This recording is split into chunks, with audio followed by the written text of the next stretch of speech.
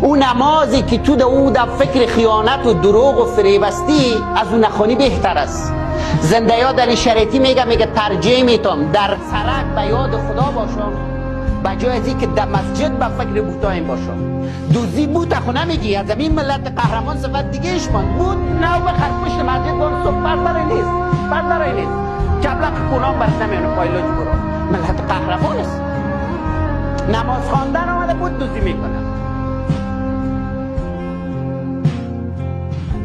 این نیست عبادت عزیز دل من.